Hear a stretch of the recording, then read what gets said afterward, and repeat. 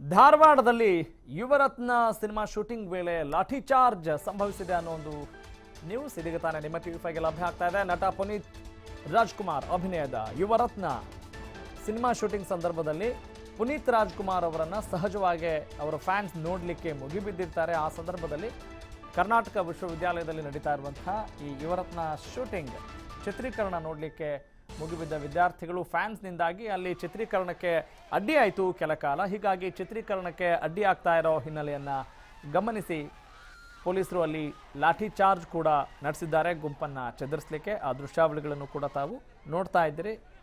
S ವೀಕ್ಷಕರೇ, ಟಿವಿ5 exclusive ದೃಶ್ಯಾವಳಿಗಳಲ್ಲಿ ತಾವು ನೋಡ್ತಾ ಇದ್ದೀರಿ. ಯುವರತ್ನ ಸಿನಿಮಾ ಶೂಟಿಂಗ್ ವೇಳೆ ಲಾಠಿ ಚಾರ್ಜ್ ಸಂಭವಿಸಿದೆ.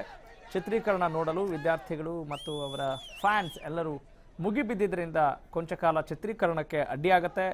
ಹೀಗಾಗಿ ಅದನ್ನು ಅಡ್ಡಿ ಆಗಬಾರ್ದು, ಅಡ್ಡಿ ಆಗ್ತಾ ಇದೆ ಅನ್ನೋದನ್ನು ನೋಡಿ ಅಲ್ಲಿ ಪೊಲೀಸರು ಕೂಡ ಲಘು ಲಾಠಿ ಚಾರ್ಜ್ ಮಾಡಿದ್ದಾರೆ. ಈಗ ಪುನೀತ್ ರಾಜ್ಕುಮಾರ್ ಅಭಿನಯದ ಯುವರತ್ನ ಸಿನಿಮಾ ಶೂಟಿಂಗ್ ಸಂದರ್ಭದಲ್ಲಿ ಈ ಘಟನೆ ಸಂಭವಿಸಿದೆ.